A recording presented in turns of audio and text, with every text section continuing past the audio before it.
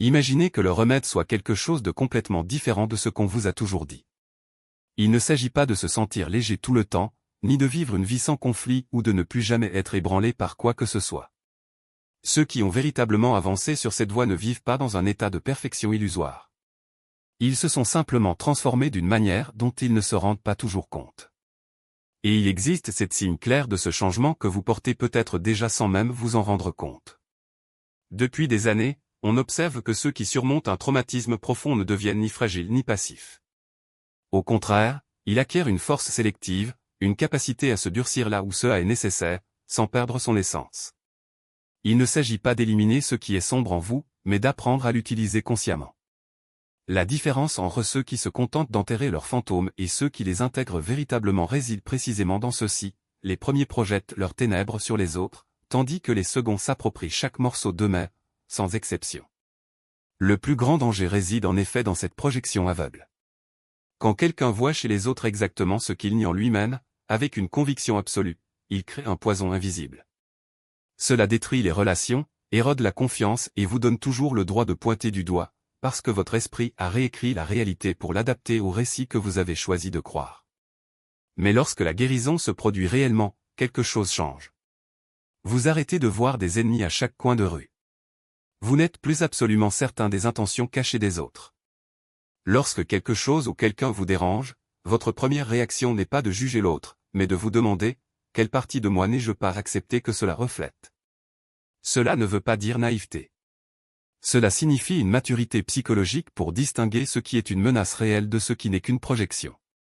Vous observez les comportements, reconnaissez les véritables manipulations, mais vous n'avez pas besoin de faire de quelqu'un le méchant de votre histoire. C'est ce que nous appelons la discrimination consciente, la capacité de séparer ce qui vous appartient de ce qui appartient aux autres. Et lorsque vous arrivez à ce point, vous réussissez le premier grand test de la véritable guérison. Arrêtez d'être un danger inconscient pour ceux qui vous entourent. Ceux qui n'ont pas encore intégré leurs ombres ont tendance à se présenter comme des empathes, quelqu'un qui absorbe toute la douleur des autres comme si c'était sa mission. Mais cette prétendue vertu est en réalité un piège. Ce n'est pas de la générosité, c'est de l'épuisement. On se laisse aspirer jusqu'à ce qu'il ne reste plus rien. La guérison, cependant, comporte un problème: vous devenez sélectivement empathique. Il ressent toujours profondément, perçoit toujours les émotions des autres avec une clarté étonnante. Mais maintenant, choisissez ou dirigez cette sensibilité. Comprenez que votre capacité à ressentir n'est pas une malédiction qui nécessite des sacrifices, mais un don qui nécessite protection et stratégie. Et cela fait peur à ceux qui sont habitués à avoir un accès illimité à leur énergie émotionnelle. Du coup, vous n'êtes plus disponible pour les drames des autres. Il n'absorbe pas les angoisses, il ne résout pas les problèmes des autres en laissant les siens de côté. Et les gens ne comprennent pas ce qui a changé. Ce qui a changé, c'est que vous avez intégré la part sombre de l'empathie, celle qui sait dire non, qui reconnaît les manipulations avant qu'elles ne prennent racine, qui comprend que votre bien-être compte autant que celui des autres. Vous n'avez pas perdu votre empathie, vous y avez simplement mis des limites. Il existe un schéma dévastateur chez les personnes très perspicaces. Ils voient des schémas psychologiques et des contenus inconscients qui passent inaperçus pour la plupart. Mais ce dont les éloigne des relations humaines ordinaires. Ils voient trop, ils ressentent trop, ils perçoivent trop. Ils ne peuvent pas s'engager dans des conversations superficielles car ils voient au-delà de toutes les façades sociales.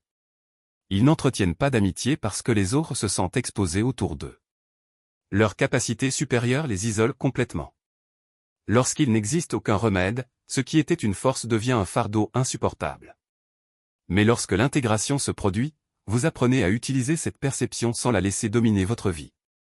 Vous continuez à voir profondément, mais vous développez d'autres fonctions psychologiques qui équilibrent votre vision. Vous pouvez interagir avec les gens au niveau auquel ils se sentent à l'aise, sans approfondir chaque conversation. Ce n'est pas que cela a émoussé votre sensibilité. C'est juste que tu as appris à prendre tes perceptions à la légère. Vous voyez ce que vous voyez, mais vous ne vous sentez pas obligé de verbaliser chaque vérité ou d'analyser chaque interaction. Deviens capable de se déplacer entre différents niveaux de conscience, alternant entre perception accrue et simple présence, selon la situation. Ceux qui n'ont pas encore intégré leurs ombres sont vulnérables à ce que nous appelons la distorsion de la réalité. Quelqu'un projette sur vous ses propres ténèbres avec une telle conviction que même si vous savez que ce n'est pas vrai, vous commencez à douter de vous-même. On dit qu'on est en colère quand on est calme. Ils insistent sur le fait qu'il est manipulateur lorsqu'il est direct.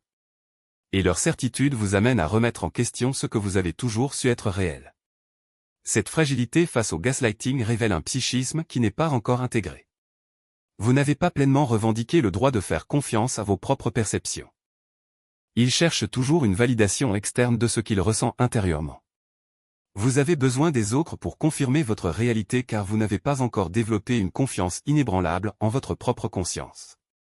Cependant, lorsque la guérison est consolidée, cette dynamique devient impossible. Quelqu'un peut projeter sur vous ces distorsions à longueur de journée, et elles s'écouleront comme l'eau d'une pierre. Vous savez ce que vous avez ressenti, vous savez ce que vous vouliez dire, vous connaissez si clairement votre monde intérieur qu'aucune insistance extérieure ne peut ébranler cette certitude. Quiconque atteint ce stade devient psychologiquement intouchable.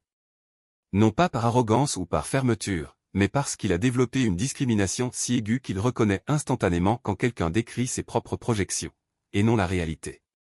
Au lieu de vous défendre, d'argumenter ou de douter de vous-même, enregistrez simplement la projection et passez à autre chose. Si ces signes résonnent en vous, c'est que vous êtes déjà allé bien plus loin sur le chemin de la guérison que vous ne l'imaginiez. Mais les 3 suivants révèlent quelque chose d'encore plus profond. Exigez des réponses simplistes, vous exercez un muscle dont la plupart des gens ignorent même l'existence. Et ce muscle n'est pas celui de la force brute, mais celui du discernement, la capacité de naviguer dans le chaos sans s'y noyer, de voir les nuances sans s'y perdre. Ce que peu de gens comprennent, c'est que cette tolérance à l'ambiguïté n'est pas de la passivité. C'est une forme d'action supérieure. Lorsque vous n'avez plus besoin que la réalité corresponde à vos attentes pour vous sentir en sécurité, vous gagnez quelque chose d'inestimable, la liberté de réagir plutôt que de réagir. Le monde ne devient pas moins complexe, mais vous devenez moins fragile face à lui. Et ça change tout. Quiconque n'a pas encore intégré son ombre vit dans un état de déni constant. Il croit que s'il ignore ses parties, laides, assez longtemps, elles disparaîtront tout simplement. Mais ce qui se passe est le contraire, plus il les réprime, plus ils deviennent forts, attendant que le bon moment surgisse généralement dans les situations les plus inopportunes. Ceux qui ont fait le travail d'intégration n'ont plus besoin de faire semblant. Il sait que la colère, la jalousie, l'envie et même la cruauté ne sont pas des défauts à éradiquer, mais des énergies à comprendre et à diriger. Et c'est précisément cette compréhension qui vous donne le pouvoir de les utiliser à votre avantage, au lieu d'être utilisés par eux. Pensez-y, lorsque vous acceptez votre capacité à être égoïste, vous n'avez plus besoin de vous sacrifier jusqu'à l'épuisement pour prouver que vous êtes bon. Lorsqu'il reconnaît son ombre agressive, il cesse d'exploser de fureur incontrôlée ou d'avaler des insultes en silence. Vous savez simplement quand il est temps de dire non, quand il est temps de vous défendre, quand il est temps de reculer. Non pas par peur, ni par culpabilité, mais parce que c'est la réponse la plus authentique et la plus fonctionnelle à ce moment-là. Et voici l'ironie que la plupart des gens ne réalisent pas, plus vous acceptez vos ténèbres, moins elles ont de pouvoir sur vous. Non pas parce qu'elles disparaissent, mais parce que vous arrêtez d'être son otage. Vous n'êtes plus prisonnier de vos parties non intégrées, luttant pour les garder sous clé. Vous êtes leur gardien conscient, capable de décider quand et comment ils doivent agir. Cela ne veut pas dire que vous devenez invincible. Cela signifie que vous devenez réel. Et la réalité, aussi dure soit-elle, est toujours plus puissante que n'importe quelle illusion. Quand on arrête de se battre contre soi-même, quand on arrête d'essayer d'être parfait ou de se convaincre qu'on n'a pas de défaut, quelque chose d'extraordinaire se produit, on peut enfin voir clairement les autres. Non pas comme des projections de vos blessures, ni comme des menaces ou des sauveurs, mais comme des êtres humains complexes, tout comme vous. Et c'est alors qu'une véritable connexion devient possible. Parce que l'authenticité attire l'authenticité. Quand on n'a plus besoin des autres pour être un moyen spécifique de se sentir en sécurité, quand on n'a plus besoin d'eux pour combler ses vides, on devient capable d'aimer sans exigence, de faire confiance sans naïveté, de s'ouvrir sans se perdre. Vous n'êtes plus un mendiant émotif, mendiant des miettes de validation. Vous êtes un égal, capable de donner et de recevoir en équilibre. Mais ne vous y trompez pas, cette liberté a un prix. Le prix est à la charge. Lorsque vous cessez d'être victime de vos blessures, lorsque vous cessez de blâmer les autres ou le destin pour vos schémas répétitifs, vous vous appropriez votre vie. Et ça peut faire peur. Parce que cela signifie qu'il n'y a plus d'excuses. Fini le « je n'avais pas le choix ». Il n'y a que vous, vos décisions et leurs conséquences. mais c'est précisément cette responsabilité qui le rend véritablement libre. Car, pour la première fois, vous n'êtes plus à la merci de vos blessures. Vous n'êtes plus condamné à répéter le passé. Vous avez le pouvoir de choisir, à chaque instant, si vous agirez par peur ou par conscience, par réaction ou par réaction. Et c'est ce qui rend le processus de guérison si révolutionnaire. Il ne s'agit pas de devenir une version améliorée de vous-même.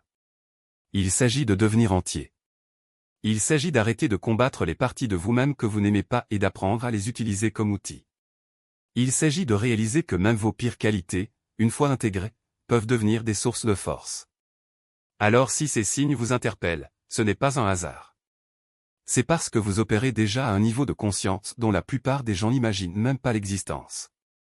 Vous n'êtes plus spectateur de votre vie, réagissant aux événements comme si vous n'aviez pas le choix. Vous êtes l'auteur. Et c'est la différence entre quelqu'un qui vit en pilote automatique et quelqu'un qui vit avec intention. Le voyage ne s'arrête pas là. En fait, cela ne finit jamais. Mais vous disposez désormais de quelque chose que peu de gens possèdent, la capacité de parcourir ce voyage les yeux ouverts. Vous n'avez plus besoin de vous cacher derrière des masques, vous n'avez plus besoin de vous tromper avec des histoires de victimes ou de héros. Vous pouvez simplement l'être. Et c'est là, plus que toute autre chose, la vraie liberté. Exiger de la certitude revient à demander une carte d'un territoire qui n'existe pas encore. Et vous, en reconnaissance et cette marque en vous, avez déjà prouvé que vous n'avez pas besoin de garantie pour avancer. Ce que vous démontrez est quelque chose de rare, une intégration psychologique que la plupart des gens n'osent même pas rechercher. Il ne s'agit pas d'avoir toutes les réponses, mais de faire confiance à votre propre capacité à les trouver, même lorsque le chemin semble incertain. Si l'une de cette révélation vous a marqué, ne la gardez pas pour vous. Partagez dans les commentaires celui qui a le plus résonné. Votre parcours de guérison compte, et d'autres personnes marchent dans la même direction et ont besoin de savoir qu'elles ne sont pas seules. La solitude se dissout lorsque nous reconnaissons que nos luttes sont le miroir de celles des autres. Et si vous voulez aller plus loin, si vous voulez comprendre ce à quoi peu osent faire face, préparez-vous à plonger dans l'ombre de cette transformation. Jung a découvert quelque chose de puissant chez les empathes, ceux qui apprennent à utiliser leurs dons de manière stratégique ne sont pas seulement guéris, ils sont psychologiquement incassables. Sur le chemin de l'alchimiste, vous transformerez la douleur en sagesse, la sensibilité en force et l'intuition en action. Il existe des exercices pratiques, des limites inspirantes et un entraînement à la perception étape par étape, tous conçus pour ceux qui ne veulent plus être victimes de leur propre sensibilité.